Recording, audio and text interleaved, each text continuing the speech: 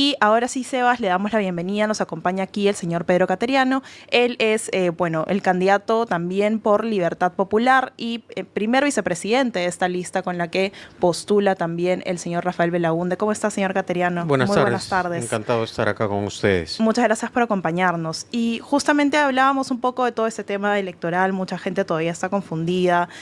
¿Cómo se alistan en esta última semana desde Libertad Popular también para esta elección tan importante? Bueno, nosotros venimos hace meses realizando la campaña. Este fin de semana hemos estado en Cajamarca, hemos tenido un exitoso meeting. También en Apurímac este fin de semana se ha organizado otro meeting. Y la semana pasada estuvimos, hace poco, en Ayacucho también con otro gran encuentro. Así que en Ayacucho es donde han tenido mucho recibimiento también. Sí. Así que bueno, desde ese punto de vista, dando la batalla. Ahora en campaña electoral escuchamos de todo, ¿no? Aquellos, por ejemplo, que dicen que van a poner orden, que son los destructores de la democracia. Entonces uno se pregunta cómo los destructores de la democracia van a poner orden. Fuerza Popular, por ejemplo. Claro, recordamos ayer otro aniversario, el nefasto golpe de Estado del 5 de abril del 92 de Alberto Fujimori, que fue el rompimiento del orden constitucional en el país. Y de alguna manera hay que recordar que esta anarquía política la estamos viviendo porque Keiko Fujimori, primero, violando el orden constitucional, fomentó un pedido de vacancia por incapacidad moral permanente contra Pedro Pablo Kuczynski y finalmente lo obligó a renunciar. Y en ese momento denunciamos que ese era el camino hacia la anarquía y la inestabilidad política. Y es lo que estamos viendo, hemos visto en los últimos años. Sin ninguna duda, estamos viviendo la etapa más larga e inestable políticamente de toda nuestra historia republicana. Nunca hemos tenido esta cantidad de presidentes y esta altísima rotación de ministros en donde ya uno ni se acuerda de los nombres de los ministros. Y señor Cateriano, ¿cómo es que se puede salir de esta especie de bucle temporal del cual, bueno, cada cierto tiempo se cambia de presidentes, se cae un congreso, viene otro, pero hace lo mismo? ¿Qué es lo que se puede hacer de cara a la elección del domingo? Bueno, nosotros hemos planteado en Libertad Popular 3 reformas constitucionales urgentes. Primero, dejar sin efecto el mecanismo de la vacancia por incapacidad moral permanente como un método de destitución presidencial. Eso no existe en ninguna democracia occidental. Por lo tanto, al igual que cualquier funcionario público, el presidente podría ser acusado constitucionalmente durante su mandato, tenga un derecho de defensa y además un debido proceso. El otro aspecto es el de que a mitad del mandato legislativo se renueve parcial o por mitades el Parlamento, como ocurre en todos los sistemas presidenciales. Argentina, Estados Unidos. Exactamente. Acá no, nos toca un infame Congreso como el actual, con mochasueldos, que encubren actos delictivos y no pasa nada. Y el otro aspecto es el de la muerte cruzada. En democracia existe un principio fundamental: el equilibrio entre los poderes del Estado. No hay sistema democrático que funcione en donde hay una confrontación permanente o, como en la actualidad, un sometimiento total del gobierno, es decir, del Poder Ejecutivo. El mecanismo del derecho de disolución que se creyó iba a solucionar esta clase de confrontaciones, que es un mecanismo del parlamentarismo, se incorporó en la Constitución del 79. Y Fujimori, en lugar de usar esta facultad de disolver la Cámara de Diputados, dio un golpe de Estado. Y durante la vigencia de esta Constitución, Pedro Pablo Kuczynski tuvo pánico de disolver el Congreso y al final forzaron su caída. Y Pedro Castillo pudo disolver constitucionalmente el Congreso. Bueno, Vizcarra lo hizo. Y dio un golpe de Estado. Vizcarra lo disolvió y la oposición lo cuestionó. Fue al Tribunal Constitucional y el Tribunal Constitucional le dio la razón a Vizcarra. Pero en el sistema parlamentario, que es donde existe el derecho de disolución, no es la Corte Suprema, no es el Tribunal Constitucional el que zanja el problema, es el pueblo a través del voto. Por esa razón, nosotros planteamos como otra reforma constitucional la llamada muerte cruzada. Y es viable porque, por ejemplo, es muy probable de que algunas bancadas del actual Congreso repitan y vayan, bueno, tengan representación tanto en la Cámara de Diputados como en la Cámara de Senadores. Y la Cámara de Senadores es casi una supercámara, porque tiene bastante poder. Entonces, ¿es viable que se pueda llegar a consensos para aplicar la muerte cruzada? Es viable si el pueblo lo decide a través del voto. En democracia hemos visto que el pueblo tiene, mediante el voto, de cambiar radicalmente una situación. Lo hemos visto en la Argentina con Milei, lo acabamos de ver en Bolivia. En Bolivia colapsó el modelo político y económico de Evo Morales, que elogiaba a nuestra izquierda, destruyó la economía boliviana y bueno, el pueblo a través del voto decidió sacar a los destructores de la economía boliviana y eligieron a otro presidente. ¿Eso es posible este 12 de abril? Claro que es posible. Ahora, no se puede hablar de encuestas, así que No. la dejo ahí nomás. Pero sí podemos hablar de la fragmentación del poder, que es lamentablemente el escenario en el que estamos, no solo desde el 2016, que de por sí ya era evidente, ¿no? Fuerza Popular, que no tenía la presidencia, sí tenía más de 70 congresistas en el Parlamento. Pero lo que tenemos ahora es un escenario del 2021 totalmente fragmentado, y lo que podríamos tener este 2026 nos demuestra de la misma manera que puede ser así por la cantidad de partidos que tenemos. En un escenario como este, señor Cateriano, ¿usted considera que es posible llegar a un punto de conciliación de los congresistas, o que estamos todavía lejos de poder tener esa paz política como muchos quisiéramos? Lo que debemos preguntarnos antes es ¿por qué estamos así? Porque este Parlamento ha dejado de lado el interés nacional y ha privilegiado sus intereses políticos, partidarios y personales de sus líderes. Desde el momento que se eliminaron las PASO, esto se advirtió que iba a ocurrir y es lo que lamentablemente está pasando. Pero no podrá ser viable, por ejemplo, ningún programa de gobierno si es que seguimos usando el mecanismo de la vacancia por incapacidad moral permanente como un método de destitución presidencial. Es decir, estamos jugando con fuego. O sea, digamos que la activación de este primer botón rojo en el 2017 ha conllevado a un desborde de gobernabilidad. Sin duda alguna. De ingobernabilidad, disculpe. Sin duda alguna. Y además, lo dramático es que los propios partidos que forman parte de este Congreso, cada vez que han ido cambiando presidentes, cuando asumió Dina Boluarte, después del golpe efímero de Pedro Castillo, dijeron, va a durar hasta el final. Cuando asumió Gerí, dijeron lo mismo, va a durar hasta el final. Y lo que hemos visto es una anarquía política que hace ingobernable al país. Y entonces no podemos continuar con estos partidos que han sido los destructores del sistema político establecido en la Constitución. Señor Cateriano, durante los debates que se dieron, había muchos comentarios en redes sociales sobre que por qué Rafael Belaúnde no conversó con Marisol Perestello, no conversó a su vez con Jorge Nieto para formar un frente o una coalición que se oponga a los partidos que están representados en el Congreso. Son 35 candidatos presidenciales, los candidatos que le he mencionado representan el centro, la centro derecha, la centro izquierda política, el centro en realidad. Entonces, ¿qué es lo que faltó para que pueda haber ese tipo de conversaciones? Y si al día de hoy no fue un error ir tan separados, ¿no? Nosotros sostuvimos reuniones y tanto Rafael Belaúnde Llosa como Diana Álvarez Calderón, que es la secretaria general del partido, participaron en reuniones a las que asistieron representantes del Partido Popular Cristiano, también Nación, ¿no? Carlos Spa de Sí Creo, una reunión con Fiorella Molinelli y también otras reuniones. Lamentablemente, en la mayor parte de los casos, el acuerdo no era programático, sino dirigido a la candidatura. Entonces eso hizo muy difícil lograr acuerdos.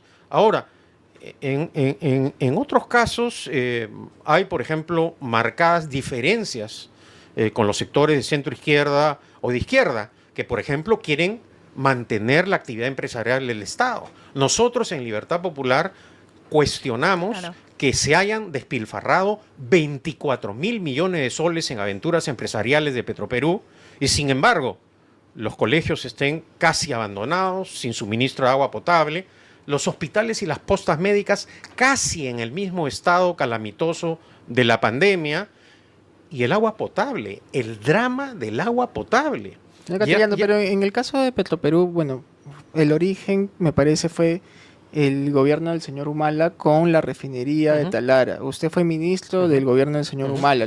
¿Usted se opuso dentro del Consejo de Ministros a la construcción de esta refinería? Yo cuando asumo el Ministerio de Defensa, el proyecto ya estaba en marcha. Y yo en reiteradas oportunidades he señalado que ese fue un error. Y creo que estamos pagando los errores. Y yo a lo largo del tiempo he tenido una línea política en materia económica que no he cambiado. Claro. Es decir, cuando Alberto Fujimori estaba con la izquierda, ganó las elecciones mintiendo, desde esa época yo defiendo la economía de mercado. Cuando yo he sido ministro de Humala o presidente del Consejo de Ministros, he destrabado las bambas, la ampliación de Toromocho, apoyé la ampliación de Cerro Verde. Es decir, siempre, y bueno, he sido investigado fiscalmente por destrabar el puerto de Chancay. Siempre he sido proempresa, ¿no? Ahora, en ese contexto, ¿por qué entro a colaborar con Ollanta Humala? Porque hubo, sin duda alguna, un juego desde el punto de vista político riesgoso, ¿no? Para evitar que ganara la elección la hija del exdictador, Mario Vargas Llosa planteó una hoja de ruta que se comprometiera a gobernar constitucionalmente y a entregar el poder. En ese momento Humala retrocedió de algunas de las propuestas que no tenía solo retrocedió, también cumplió con la hoja sí. de ruta. Y a mí me tocó como ministro de presidente del Consejo de Ministros evitar la disolución del Congreso cuando se quería disolver el Congreso. Y a mí me tocó como presidente del Consejo de Ministros detener el indulto a Alberto Fujimori y detener el indulto a Antauro Humala. O sea que mi línea siempre ha sido de defensa del orden democrático y constitucional. Luego han venido periodos de persecución política. Y a diferencia de mis adversarios o enemigos, yo no he corrido a ninguna embajada, no he pedido asilo, no me he fugado del país, no me he cambiado de nacionalidad, me han levantado el secreto bancario, el tributario, etcétera, y cuando ocurrió eso y demandé que se publicara, no se publicaron. La señora Luciana León y el señor Becerril nunca publicaron esos resultados. ¿Y por qué no publicaron los resultados de esas indagaciones, de esos levantamientos? Porque no encontraron absolutamente nada. Yo, desde el punto de vista, y no solo lo declaro, lo he escrito, lamento la situación de Ollanta Humala. Él está preso por haber recibido financiamiento ilícito en su campaña electoral. Él ha reclamado que se le aplique el mismo criterio jurídico. ¿Se le debe aplicar? ¿Usted es abogado? Bueno, ¿Se le debe aplicar? Acá tenemos curiosidades, por decirlo de alguna manera, ¿no? Tenemos un tribunal constitucional que, por ejemplo, viola grotescamente la Constitución, como el artículo 79 que impide que los parlamentarios tengan iniciativa en el gasto público y no les pasa nada. Y tenemos también casos polémicos como este del financiamiento ilegal, en donde los procesos se aceleran cuando se trata de Keiko Fujimori o de Vladimir Cerrón. Porque otra cosa que se oculta es la alianza política de hace 3 años en el Congreso que controlan el manejo del país. ¿Integrada por quién? Por Vladimir Cerrón, por Keiko Fujimori, por Acuña y hasta hace poco por Luna. Bueno, basta con ver que Vladimir Cerrón está prófugo de la justicia en ya no sé cuánto y tiempo. Basta, ¿no? también basta también ver que en todas las fotitos aparece el hermano de Vladimir Cerrón. La gran pregunta es, ¿por qué este Parlamento nunca investigó la escandalosa fuga de Vladimir Cerrón? ¿Por qué? ¿Por qué nunca un parlamentario presentó una iniciativa? Ese fue un hecho escandaloso. Sencilla y llanamente porque hay un entendimiento político entre la izquierda y la derecha en el Parlamento, que no se suele recordar pero es la realidad. Hay un pacto que ha permitido el gobierno del Parlamento de acuerdo a los intereses de la izquierda y la derecha. Es la realidad, la vergonzosa realidad. Libertad Popular aspira a pasar a segunda vuelta, los objetivos han cambiado, ahora aspiran a pasar la valla electoral y mantener la inscripción. Bueno, como cualquier partido político, naturalmente queremos ganar, obviamente, y hemos trabajado en ese sentido. La ciudadanía puede observar que nosotros no tenemos plata como cancha, a nosotros la plata no nos llega sola, no tenemos financiamiento estatal, hemos hecho una campaña en la medida de nuestras posibilidades. Y eso es algo que también es importante. Una de las razones por las cuales confío en Rafael Belaúnde es por su compromiso cívico con la honradez. Él ha recibido un legado de su abuelo Fernando Belaúnde Terry, que gobernó el país con honradez. Y estoy seguro que no va a traicionar esa herencia recibida, ¿no? Hoy el país cada vez más está dentro de contextos de corrupción, escándalos de corrupción permanentes que ya casi ni inmutan a la ciudadanía, ¿no? No, porque es una noticia de todos los días. Exactamente. La gente está normalizándolo peligrosamente, ¿no? Pero eso es muy peligroso. Claro. Porque, por ejemplo, hace algunos años yo advertí que la minería ilegal era una de las grandes amenazas para el país. Lo dije el día que el Parlamento me negó la extensión de confianza. Mis adversarios y enemigos celebraron que el Parlamento me negara la confianza. Lamentablemente, el tiempo me ha dado la razón. Hoy la minería ilegal es una gravísima amenaza para el sistema democrático. Que claramente, ¿no?, tiene intereses ahorita en el Parlamento y en otras instituciones del Estado que lamentablemente se ven corroídas por esta situación. Lo estamos viendo con la constante actualización del Reinfo, por ejemplo. Si retrocedemos un poco, señor Cateriano, y hablando un poco de lo que ha sido la campaña del señor Belaúnde, ¿le parece igual que le ha faltado de pronto estar más presente con la gente, más activo de pronto? O sea, ¿ha habido algo que haya faltado para de pronto mover más su campaña? Más allá de que entiendo que hay limitaciones económicas evidentes, hay temas más complejos. Sí quisiera saber si hacen ustedes también, ¿no?, como un ejercicio un poco de crítica de qué más se pudo hacer. Por ejemplo, yo le digo un hecho que ciertamente de alguna manera debió manejarse de otra forma.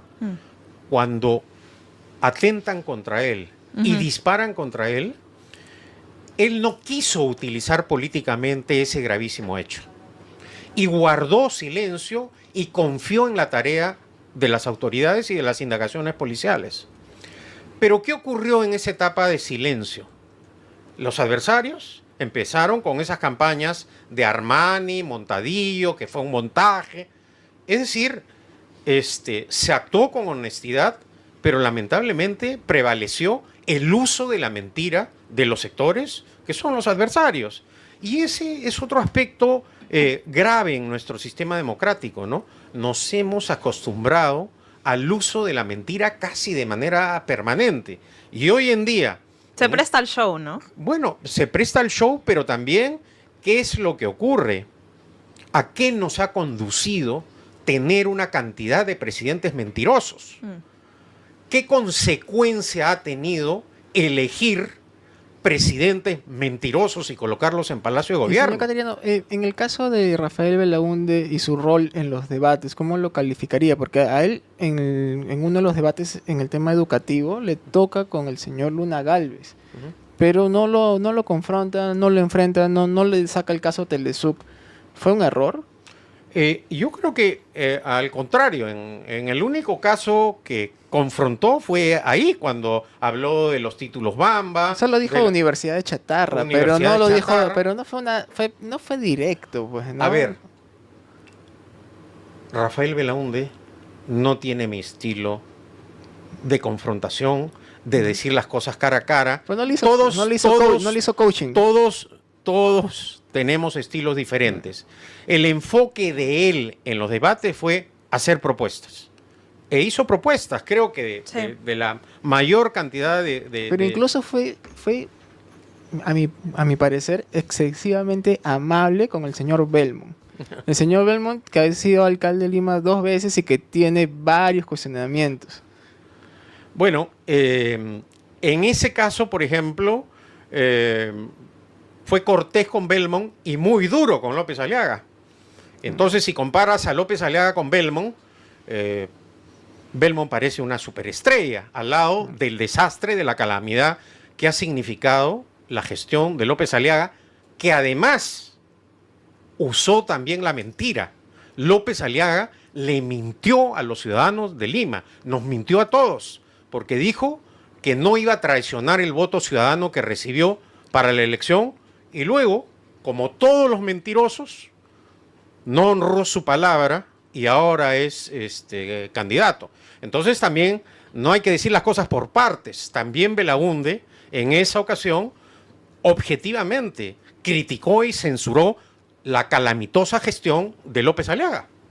Así es. Señor Cateriano, nos ha ganado el tiempo, pero queríamos comentarle también que se puede dirigir a su cámara para comentar algunas de las propuestas que tengan con el Partido de Libertad Popular y le agradecemos mucho por el tiempo. No, qué ocurrencia. Bueno, a ver si en otra ocasión lo tenemos nuevamente aquí en el set del comercio. La número 4. Nosotros en Libertad Popular estamos comprometidos con la defensa del orden democrático y constitucional, pero también con una propuesta económica que garantice el emprendimiento, que la inversión nacional y extranjera destierre y erradique la pobreza para siempre. Eso solo va a ser posible con una administración responsable. Por eso estamos en contra del despilfarro del dinero del Estado. Y en ese sentido, nuestro objetivo es invertir en educación, salud, vivienda y, en mi caso personal, un compromiso personal para romper el monopolio estatal del agua potable que viola sistemáticamente los derechos humanos de 3 millones o 3.300.000 compatriotas. Creo que es inadmisible que en pleno siglo XXI millones de compatriotas no tengan agua potable. Rápidamente, ¿debería privatizarse el sistema? Yo creo que se debe permitir la participación de la iniciativa privada y que si una empresa pública no cumple con su labor, simplemente no debe recibir el financiamiento del Estado. Podemos promover iniciativas público-privadas, concesiones. Yo me pregunto, y permanentemente lo he señalado, ¿por qué, por ejemplo, no se licita la distribución del agua potable que realiza Sedapal a las zonas más pobres de Lima? Todas esas cosas se pueden mejorar. Hoy la tecnología avanza. Y el drama en realidad es que teniendo dinero no se ejecuta. Por ejemplo, ahora en Cajamarca, por concepto de canon minero, se ha dejado de ejecutar 200 millones de soles. Eso es inadmisible. Acá lo que tenemos que considerar también es que una cosa es con guitarra y otra con cajón. Claro. Muy fácil es insultar, proponer demagogia, hacer populismo en campaña, pero una vez en las alcaldías y gobernaciones vemos, sobre todo estos últimos 5 años, ¿no? Ineptitud, una gran ineptitud en el manejo de los recursos del Estado o un mal uso, ¿no? En beneficio de personas que no han llegado a servir, sino a servirse, ¿no? Muchas gracias, señor Cateriano, por el tiempo. Muy amables. Y comentarles también que vamos a tener en unos segundos